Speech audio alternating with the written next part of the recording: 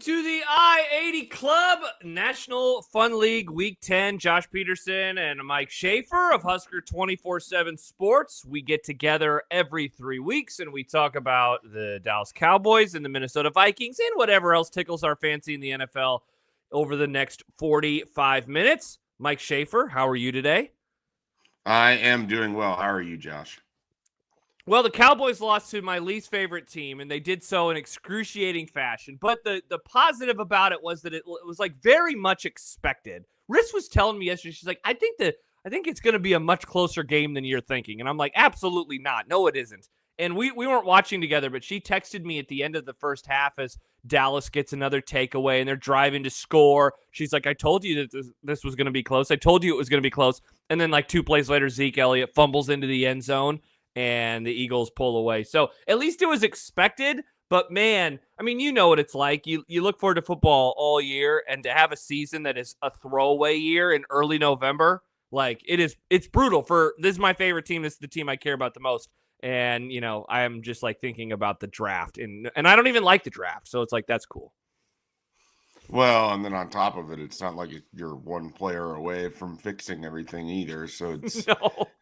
you know, and then there's the whole, what do you do with Dak? What does this coaching staff look like? Yeah, I mean, there's a million questions if you're a Cowboys fan. And the good thing is we get to hear you go through all of those questions and offer our thoughts and our concerns for you. The thing that's like the most insane to me is how the Cowboys defense basically went from, at the very least, good. I mean, the times were great, but at the very least good, to now, like, I mean, one of the worst units in the NFL. I feel like it happened overnight. It did. Like you said, they were, at the very least, they were good last year, or the last 3 years, really. I would say that their floor was very high. Like, their consistent floor, right? Like, they bottomed out in a few games. You know, the Bills game last year is the Cardinals game, which we did the podcast that night as well. That game was really bad. But for the most part, a very consistently high floor. And dude, I think about that all the time. And it's so funny because yesterday, Micah Parsons was back for the first time in 4 games, I believe it was. And they were like, this is what happens when the Cowboys have Micah Parsons. And I was thinking like, yeah, but it was also a shitty defense in the first month when he was healthy, as was DeMarcus Lawrence. Like, what are we talking about here?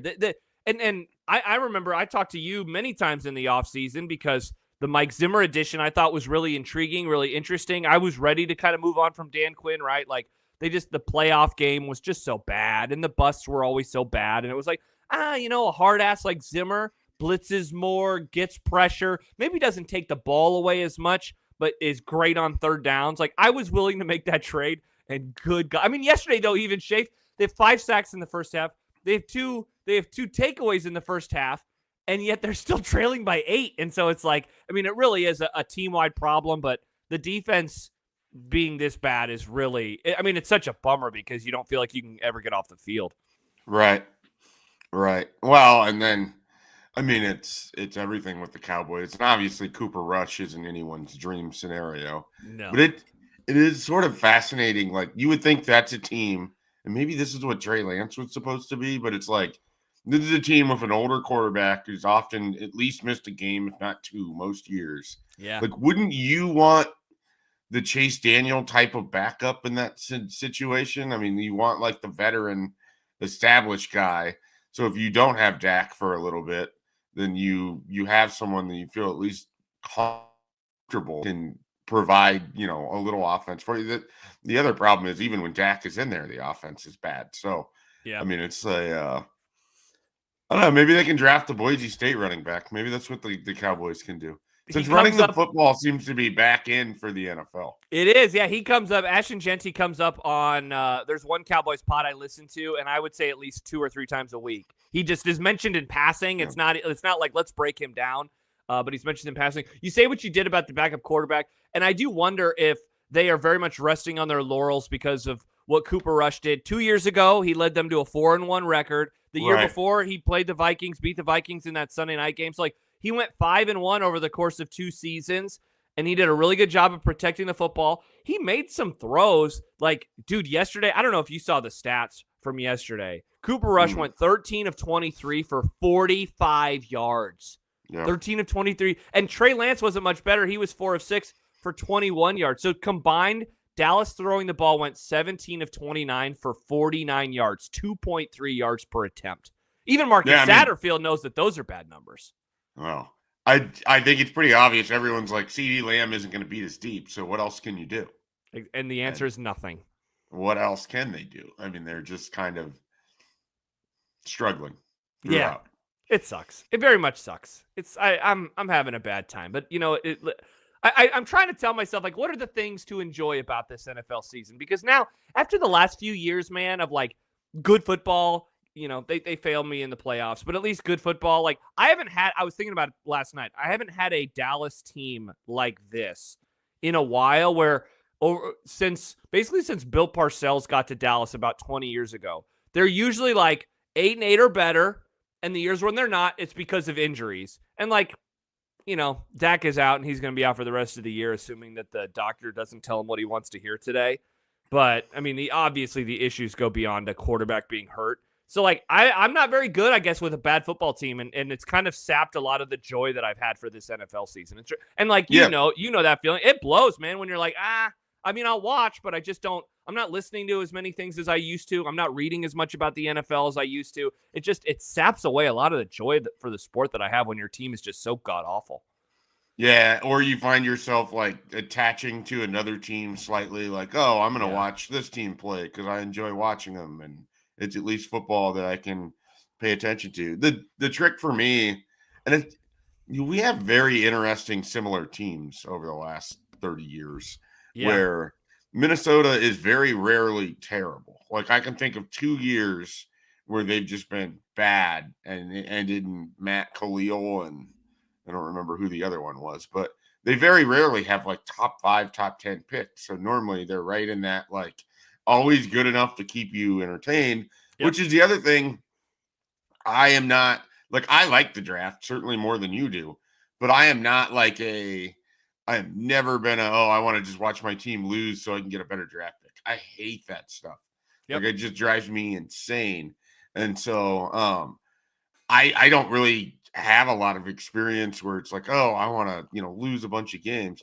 I would say it would be hilarious. There's no scenario where this would happen, but it would be hilarious if Jerry Jones's fix was to hire the head coach of Colorado and draft his son at quarterback. Wouldn't that be amazing? Head coach Deion Sanders.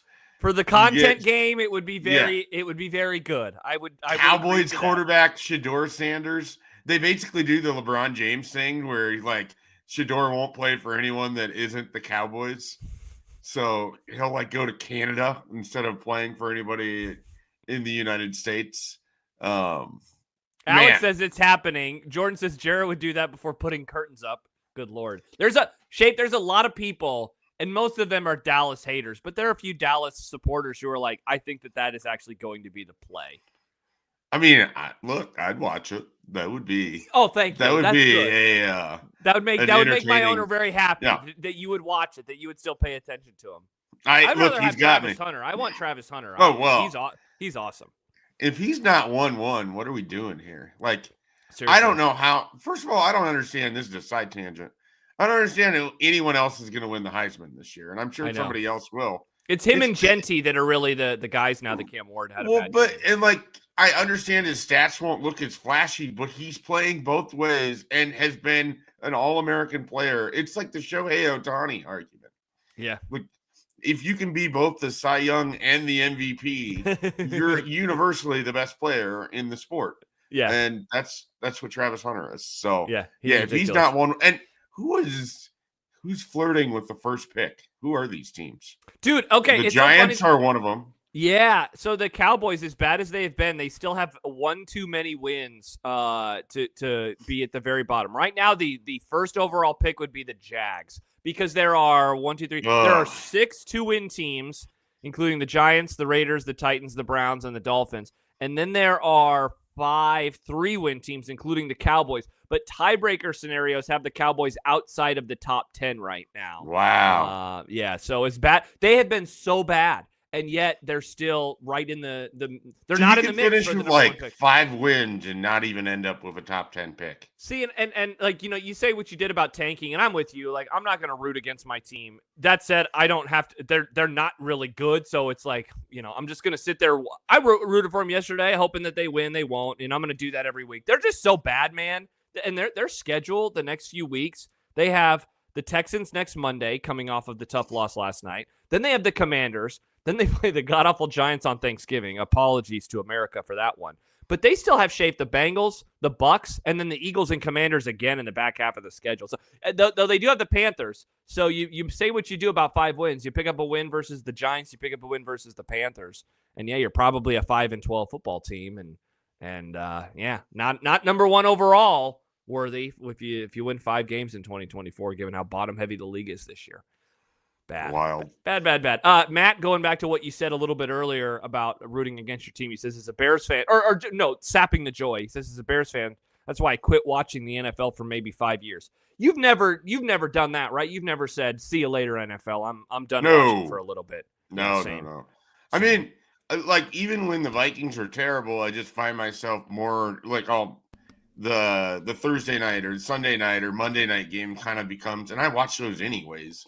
But that becomes like, all right, this is sort of a game that I'm going to put more of my focus into because I don't have the Vikings to care about in the same way anymore. So, no, I can't think of any time I've ever quit. Now, baseball, I have definitely, like, you get to September, Cleveland's out of it. College football has started, so I'm busy for work. The NFL has started, so that's pulling my attention, like. So that I've definitely done the like dip out before the end of the year, but the NFL, it's too hard. Yeah. Like it's a once a week thing. It's so you ingrained. always know who your team is going to play. Yeah. Every single Sunday, I always want to see my team win. Like that's just how it always, even when it's the last week of the season and there's nothing at stake, I'm still probably paying attention to that game and watching it and complaining about the officiating. Like that's just what's going to happen. It's Americana right there. Hey, before we get to the Vikings, Matt wants to know, did you talk about the Munich game, last of the international series for the year? I absolutely love there being an 8:30 a.m. game on Sunday morning. Must be what it's like to live on the West Coast. Pretty nice. We have not talked about it. That one happened yesterday. Horrible teams, the Panthers and the Giants. It does go to overtime, which is really funny. The Panthers pick up their 3rd win of the year. Schaef, I don't know if you saw it yesterday. I think it was Schefter who reported that next year it sounds like there are going to be 8 international games. Now, all of them will not be overseas. I believe Mexico will be involved yet again. Obviously, we saw Brazil in week 1 when the Eagles took on the Packers down in Brazil. I'm a fan of the 8:30 a.m. Sunday game, even though I don't always watch them. It's like watch them in full, that is. But man, I sat on the couch yesterday and I had that game on pretty much from front to back, even if both teams are absolute garbage. Yeah, it was nice. I was picking up the basement and I'm doing a bottle feed during it. Nice. Hudson's just playing on the ground and I've got the TV on with the game on. And I didn't care who won between the Giants or the Panthers, but yeah, I certainly don't mind. Like, here's the thing. When they've had to play a random game on a Tuesday, I'm watching. When they're playing the doubleheader on Monday and I don't think it's necessary, I'm still watching. They play the Thursday game that it just seems like a terrible decision for player safety. And you realize, like, this probably isn't the best for the league. I'm still watching. You put the NFL on, I'm probably going to find my way to it. I mean, you're still watching. That's just the reality of it. And I mean, I don't love the overseas games that much, but if they're able to incorporate them where they don't feel like they're that big of a burden for the teams playing, it's financially, it makes a ton of sense for the NFL. Yeah. Like they're going to make so much money, and there's so many countries that want to host a game. Like that's the other. They said Ireland next year, maybe. It is a huge deal to these countries because it's a moneymaker for them locally too. So, and the NFL, just like the NBA and every other sport, it's about growing the game internationally. You kind of run out of being able to do it domestically, so you want to do it internationally. And there's going to be a franchise probably overseas at some point. It's probably going to be the Jaguars because nobody needs them here. Oh, what a perfect segue into your game yesterday. No offense, Schaef, one of the uglier games of the entire day yesterday. The Vikings do pick up Not a win. offended. But good God, that game was absolutely painful to watch. Every time I looked up, something really stupid was happening. In the first half, especially, it was your quarterback. How many picks did he have? 3? Did Sam Darnold throw 3 interceptions? He Or had was it 2 in the 2? first half. He had 3 for the game.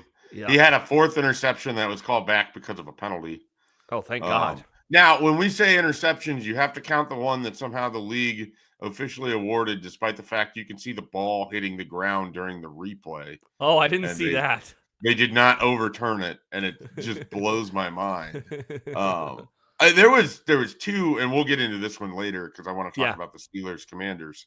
Okay. But there was another horrendous review that just completely botched everything, and I don't understand it. There really wasn't even a good explanation for what happened in the Vikings-Jaguars game as to why that wasn't overturned. They bring in Dean Blandino, and he's just kind of like, there's the ball, there's the ground.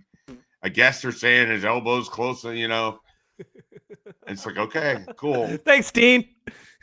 But yeah, I mean, Minnesota, this is the second straight week against an AFC South team where they've just utterly dominated the game, like completely dominated the game, and yet are having to sweat it out because the offense is not putting up enough points. They're not finishing with touchdowns, and Sam Darnold is having just mind-numbingly bad interceptions in the red zone.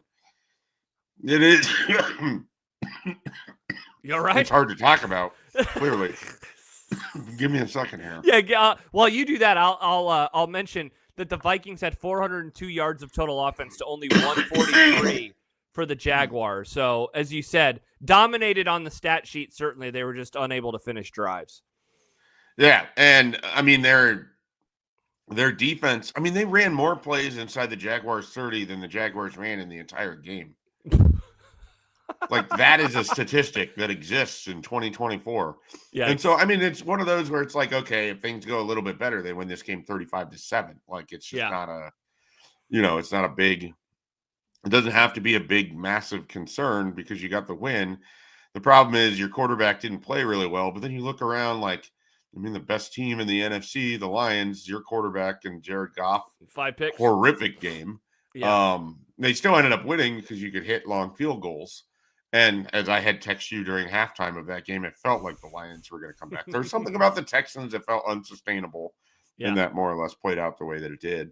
Back to the Vikings, though. I mean, the defense is playing well. The schedule has finally hit the soft portion of it. They take advantage of it. You get the Titans next week and the Bears the week after that. I mean, they're going to drop a game somewhere in there. But I mean, they're basically trying to hang in as long as they can and see if the Lions drop a game or two. And then they play on week 17. I mean, there's a real chance that game in week 18, that game could be for the NFC North number 1 seed or the NFC North division title and the NFC number 1 seed. Just the way the schedule kind of plays out for both teams. Like, Detroit could be 14-2 going into that. Minnesota could be 13-3. It wouldn't really surprise me. And then if everything lines up, Minnesota wins to tie it, you have to see kind of how far down the tiebreaker you have to go there. Yeah, I was going to ask you. So last time we talked 3 weeks ago. It was the morning after the loss to the Lions. So the first loss for the Vikings this year, 31-29. Game went down to the wire. And that was ahead of the game versus the Rams. And so you and I were kind of gaming out, hey, you pick up a dub versus LA and you're feeling really good. You just don't want this stretch to turn into more than one loss. Now it did, but as you just mentioned, they beat a couple of AFC South teams in a row. Last week, the Colts, and then yesterday, the Jags. And so I wanted to ask you that if you still felt like this was sustainable in the sense that you think they can hang around in the NFC North race with the Lions. And so you do, even with the struggles of the last couple of weeks. I mean, you still have, other than the Lions, there's no one that I think has a better offense in the NFC, at least piece to piece to piece. And then you combine that with a defense that, aside from one really bad day against Matt Stafford, I mean, you combine that, and the Vikings have as good of a chance as anybody in the NFC.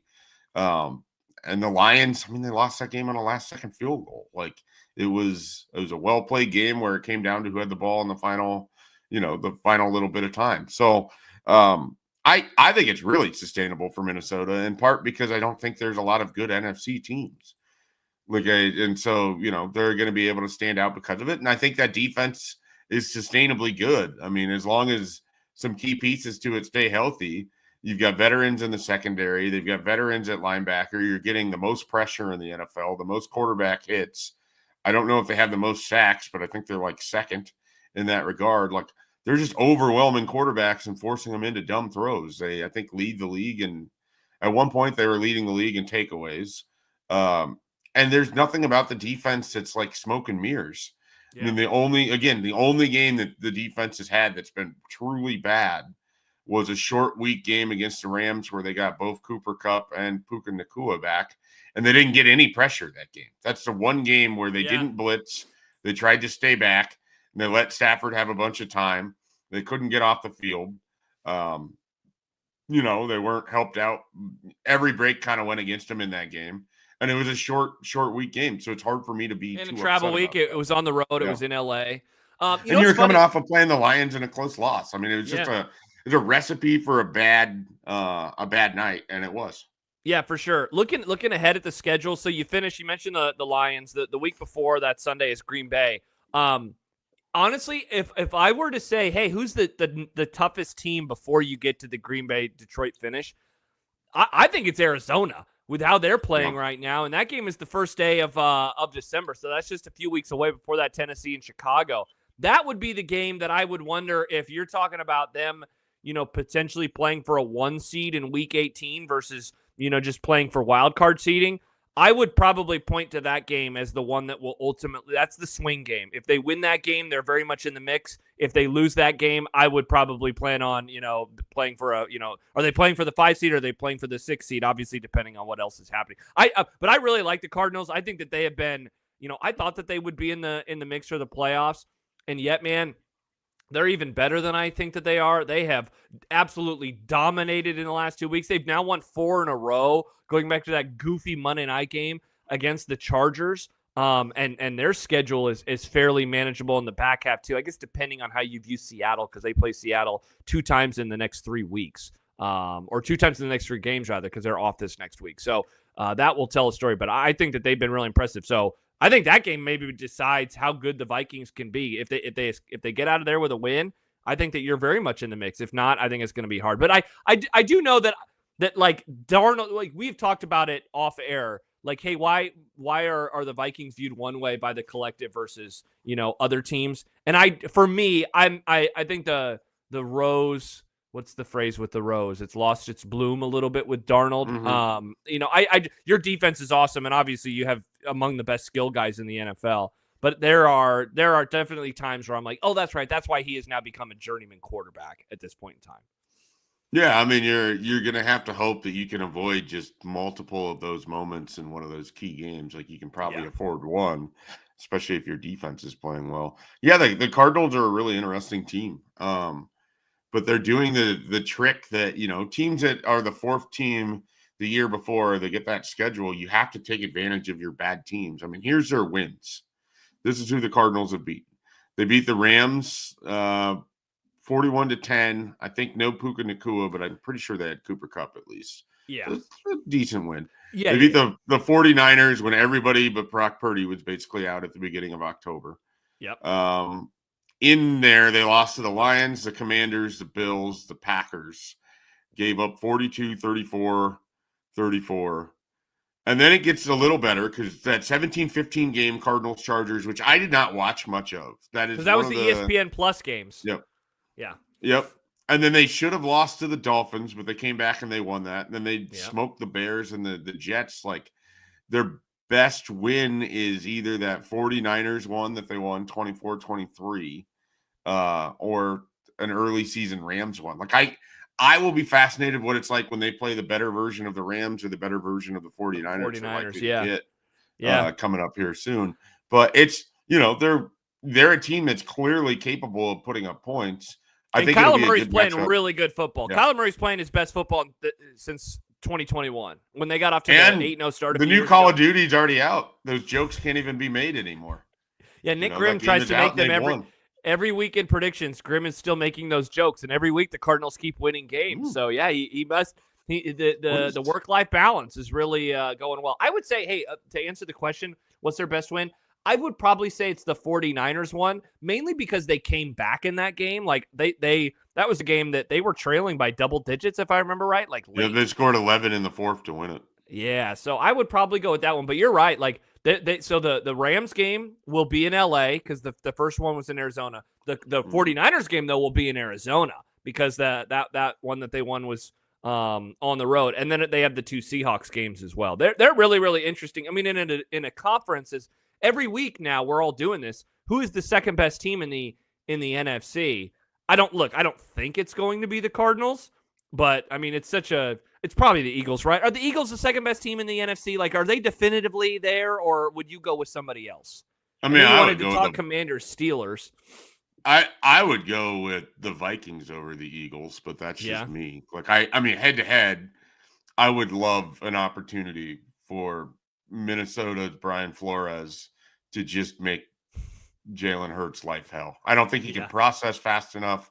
I don't think like if they don't have AJ Brown, for sure, the Vikings are the second best team in the NFC to me. Now, I mean, the Saquon Barkley is tremendous. I don't think the He's Eagles' frightening. defense is that good. Like it's one of those where obviously I'm super biased. Like I get that, but Yeah. at the same time, go look who Minnesota has beat. Go look Yeah. at how they played. And go look at even in the crappy versions of their wins against the Colts and the Jaguars, they're beating the shit out of these teams. Yeah. They're not putting up a ton of points, but the Colts didn't run a play inside the 20-yard line offensively in a game Yeah. in 2024. The Jaguars ran less plays than the Vikings ran on their 30 yards and in. Like the Jaguars had like 100 and some yards of offense, and most It of was it came wild. on one drive. Yeah. I just think Minnesota's defense will travel. It can play. And I think they have enough offense to make themselves scary. I also, do you trust Nick Sirianni? Do No, Eagles fans of course trust not. No, Nick Sirianni? they almost blew the Jaguars game last week for like no reason whatsoever outside of coaching incompetence. Hey, we keep playing what's the best win? So they beat the Packers back in week 1. I mean, it's so long ago now. Also, it was out of the country. So I guess outside of that, I mean, they beat the Bengals by 20 points a few weeks ago. The Bengals is probably their best win, but that's a team that, yeah. like, I don't know that the Bengals are like great. They're maybe like the 12th best team in the league. Dude, we're about to learn a lot about them because on Thursday, they played the Commanders, which is on the short list for best Amazon Thursday night games ever. Then they're at the Rams on Sunday night. Then they're at the Ravens on a Sunday afternoon game. They still have the Steelers, and then they still have the Commanders again. Now, they also, around that, they have the Panthers, the Cowboys, and the Giants. So, at the very least, they should be 10-2 outside of those other games. So, what their record is in those 5 will certainly, help decide their pecking order in the NFC. So, you have the Vikings number 2. Would you have the Eagles number 3, or would you have the Commanders? Would you have the Packers? Would you have the Probably Falcons? the Commanders. Yeah. I mean, the team that I want to believe in is the Falcons, but every week that you're like, all right, they're finally going to just put some space between them and everyone else in the NFC South. They go and lose a game to the Saints that they had no business losing. Yeah, honestly, if the Bucs were healthy, they have. I mean, they're so impressive. Their week this week, you lose 23-20 in overtime to Patrick, or whatever it is, 26-20 to Patrick Mahomes and the Chiefs. And then you turn around and you're limited again offensively, but you're able to fight tooth and nail with, I think, an okay 49ers team. I don't think this 49ers team is what they've had in recent years. But hell, we just did the whole exercise of who's the second best team in the NFC, and I realized we never even mentioned San Francisco. Rightfully so, in my opinion. They're not close. No. I mean, I don't think they're not even the second. They're the second best team in their division, probably. I still think the Rams are the best team in the NFC West. So does Bishop. That's probably, where I'm at with that division. But I look at the Bucs and it's like, man, if they were just healthy, they split that, they'd be 5-5. Uh-huh. The thing is, they have 2 losses to the Falcons. So jumping them, they have to have a full win ahead. Yeah. but I think Atlanta's going to leave that door open too. That division might really end up being a 9-8 winner, but honestly, I don't want to play that in round one in the playoffs. Like I really don't. Like both of those teams can cause issues for whoever they play. And the Eagles, I think, got did they lose again to the Bucs this year? I mean, we know they got bitch slapped in the playoffs last year, but I think they beat them up. At one point, they were dominating the first half. I don't know what the final. They lost. Yeah, so they lost to the Falcons on that goofy Monday night game, and they got killed by the Bucs 33-16. That's the Eagles' 2 losses this year. Yeah. So the Bucs are like one of those teams where if they were healthy, I think we would be talking about them a lot more. But now they're kind of going to be a fringe like 7th seed team, which I don't know if you'd really want to play that either. Because the 7th seed is basically coming from the NFC West more than likely. If you think 5, 6 are the Packers and the Vikings, then the 7th seed is going to be some version of the 49ers, Rams, Cardinals, Bucks, Falcons. One of those 5 teams, right? Yeah, right now the 7th seed in the NFC is the Packers. Teams around. Shoot. I forgot the Commanders and the Eagles would be in the same. Yeah. So yeah. Because the Commanders are the 6 as of today. The Vikings are the 5. Niners are the 8. Rams are the 9. Bears are the 10. And then you kind of get into no. Wow, the Bucks. So you just said all those things about them, and I'm with you. The injuries have obviously been brutal, but they're 4-6. And so think about the last week, going back to last Monday, like you said, the overtime loss at Kansas City. And then they lose to the 49. I mean, there's a very real world where they're 6-4, and it said they're 4-6, and they're like even if they were 5-5.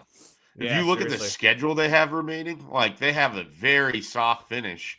2 with the Panthers. I think they get the Giants in there, like some other bad teams. You know, they would be able to really kind of prop up their Raiders. Wow, total. dude, you are not kidding. So they have the Saints, they have the Giants, as you mentioned, next week. They have the Panthers twice. They have the Cowboys, the Raiders. The only good team that they're playing is the Chargers to finish up the season. And that they would have been 5-5. They would be like man. Watch out for them. Yeah, they've now lost they 4 in a row. 7-0. They have to go 7-0. Look who they've lost to, man. So we already mentioned the 49ers and Chiefs. They lost to the Falcons by 5 and also the Ravens. So their losses are all to the Falcons twice, the other teams I just mentioned, and then the Broncos back early in the year. And the Broncos are, I mean, they are solid. The Broncos are a very solid football team this year. The only game that they didn't really have a chance in was the Broncos game, because even the Ravens game, they played pretty well up until a point. Yeah. And so, it's just a kind of a tough schedule for them there. And then you don't have Chris Godwin, you don't have Mike Evans, and they're still hanging around. Yeah. Shout out Baker. That play that he had yesterday with Bosa grabbing his arm, and he still made that throw on 4th down. One of the better plays that I've ever seen. Yeah. It really was. Great catch on the other end of that, too. Exactly. That was 4th down. They had to have it. You and I, we are not Bills fans, but we very much support the Buffalo Bills more than most. Hell, more than maybe some actual Bills fans. They take on the Chiefs on Sunday. We will not be doing a pod next Monday, so I did want to talk about this game a little bit because this has, and I think Romo made this comparison a couple times yesterday. It's not a new thought, but it really has. This rivalry really has turned into this generation's Colts versus Patriots, where you have the two.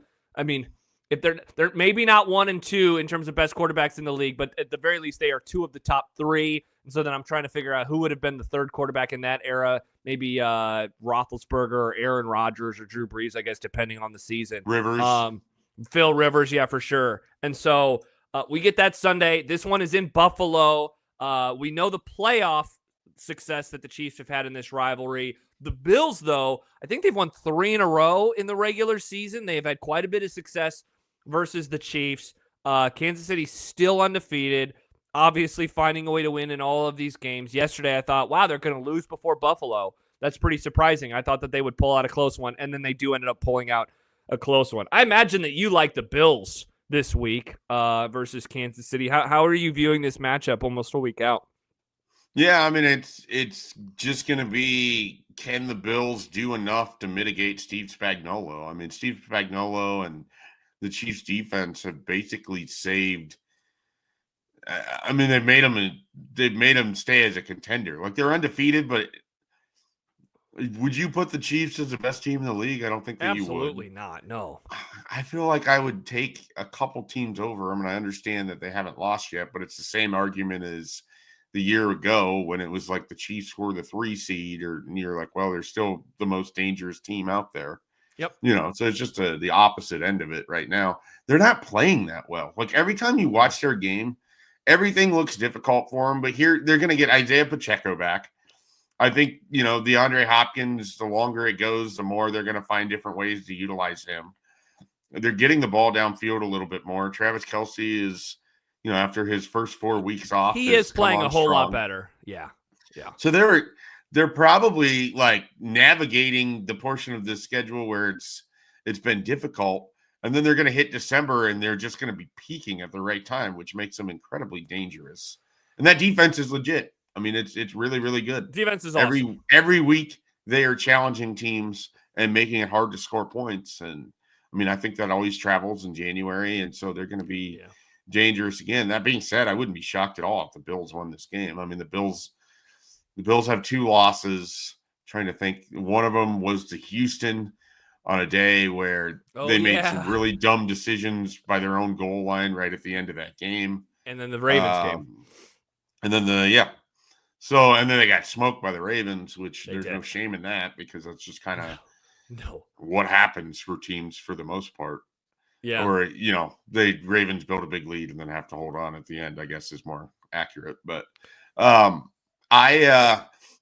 wouldn't be shocked if the Bills win, but then it's like, okay, well, does this really matter? Probably not, And then you look at Buffalo. 2 games behind them in the loss column. So if this game is going to really matter, they're going to win, and then they need the Chiefs to lose again. Which, hey, very much is possible when you look at the Chiefs' back half of the schedule. Well, I mean, they have the Texans, they have the Steelers, they have the Broncos again, they have the Chargers. It's tough. It's definitely tough. The fact that they have the game though over the Ravens all the way back in Week 1 is just so massive for them. Is there a world where the Chiefs are this year's version of last year's Eagles, or this year's version of, do you remember that Steelers team during COVID when I think they started out like 10-0 or 11-0. And they lost to the Browns in the playoffs. They got destroyed by the Browns. Yeah. Is there a world where the Chiefs are that, or are you wary of saying that given that they have Patrick Mahomes and that you do know that they can truly turn it on in the postseason? This is not like a new team that's started off undefeated with a bunch of stupid wins. It is the Chiefs, the best, the current dynasty of the game. Yeah, there's definitely a world where they're one of those teams. And the thing is, it feels like the AFC is even deeper and stronger. And so it's like now they can't just limp through, right? Like now it has to. Yeah. But we thought that last year. I mean, Buffalo had them beat, didn't win the game. Yeah. Baltimore had them beat, didn't win the game. The version of the Chiefs last year is a worse version of their dynasty to win a Super Bowl. So, and I think they're better this year. So I was just going to say, do you think this year's team is better than last year's? And then here's the other thing. They're going to get Isaiah Pacheco back, and they're a much better team with Isaiah Pacheco. Like Kareem Hunt has filled in admirably for him. Pacheco can get downhill. He's younger, fresher legs. They're going to add that back to it, and I think they're going to be fine. It's just it's going to require a team that plays well on both sides of the ball. I don't think the Ravens are built to beat the Chiefs unless they build enough of a lead. I don't know that there's just something about the way the Ravens defense is playing. I just think the Chiefs can score if they need to score in that scenario. I don't know that I believe that Baltimore, I think Steve Spagnuolo has their number, or they're in their head a little bit. So I really do think the Bills are your best bet to take the Chiefs out in a playoff game, and yet they haven't done it either. So, yeah, and as Josh points out, unlike last year, they won't travel. Yeah, barring, so if the Bills win, they would just need to lose one more time. The Chiefs would need to lose one more time. But then the Bills have to win out. And the Bills have to win out. Sounds easier than it's, capable of doing in the NFL. And hey, if you're like, well, what if could the Ravens be the 1 seed? They would need, starting on Sunday, they would need the Chiefs to lose 4 times, and they would also need to win out. And that's why if you're a Ravens fan, losing Week 1, it is what it is.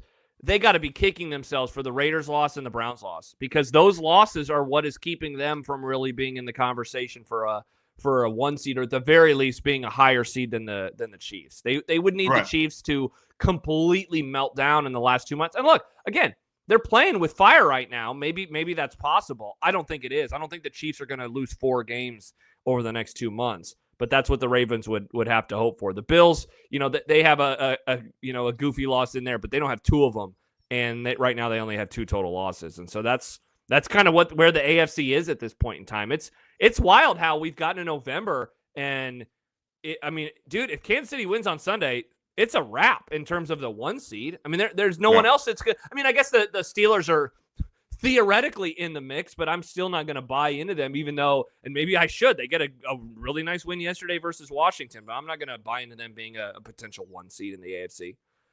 Let's dive into that game real quickly, because I just want to fast forward all the way to the end of that Steelers-Commanders game. Did you watch how this game finished? Did you see it? No, I missed the very, very end. Okay. So Washington has the ball, and they're trying to come back, and it's like a 4th and 9, and Jaden Daniels hits Ertz with a pass, and he catches it, and it's one of those where he catches it through the first down line, so the spot is really going to matter. Okay, here. Yeah, I saw this. Yes. So they come in and they spot it like a full yard short.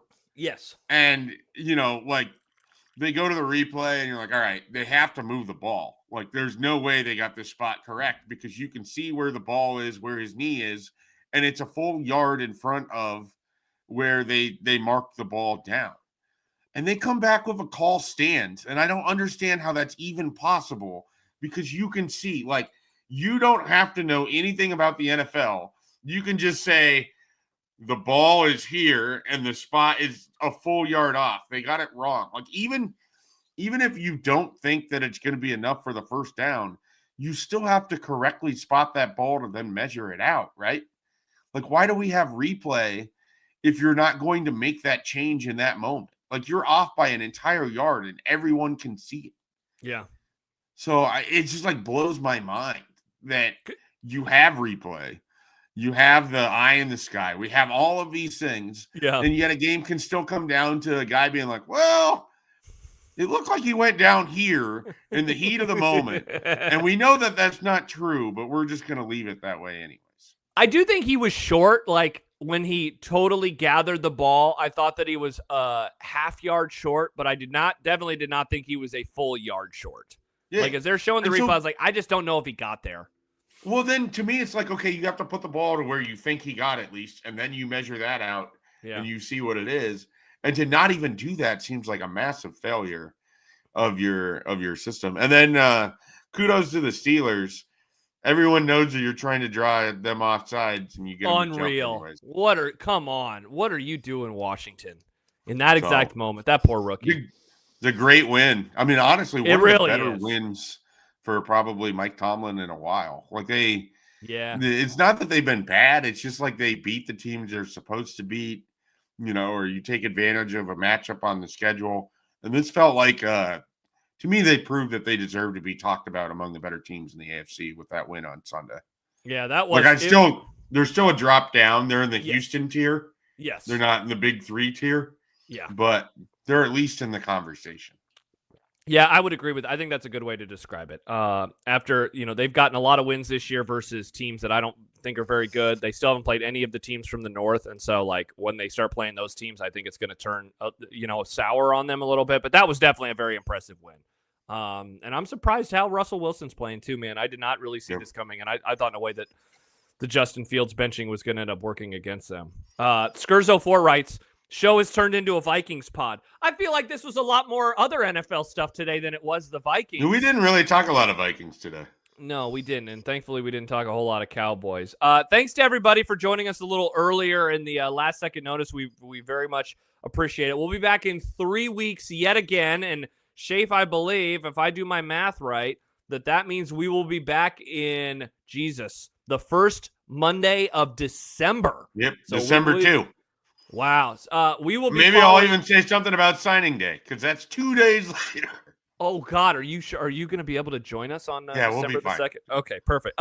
By the way, that week, we will be following Vikings Cards, Eagles, Ravens, and other games. I haven't looked at the full schedule, but I know that those were 2 that we had mentioned. So that'll be fun. We're going to have some really good. Who do the Cowboys play?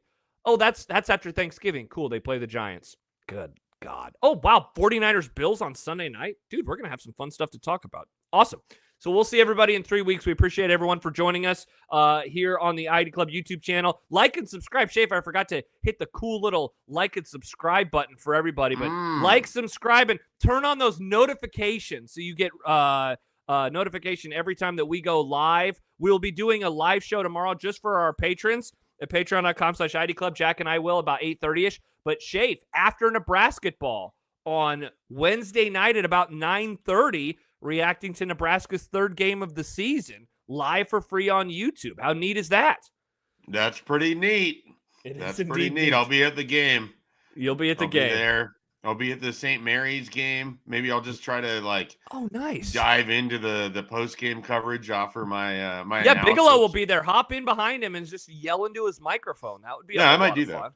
Awesome. What do you got coming up? You mentioned signing day is somehow already approaching. What else is going on over at Husker 24/7 Sports? I mean, we just had plenty of coverage as Nebraska marches towards their 6th win of the season, as they've been marching for the last 8 years now. We'll see if they can get it. And one of the final 3, so we got a lot of coverage of that. And, of course, we have plenty of recruiting coverage. Nebraska trying to flip multiple recruits around the country that are committed elsewhere, hold on to some of their guys as well. It's going to be a really kind of fascinating finish. Despite any reason to, they have some big fish just dangling on the line. Like, there's some confidence that they're going to pull some of these guys in. Whether that happens or not, we'll find out.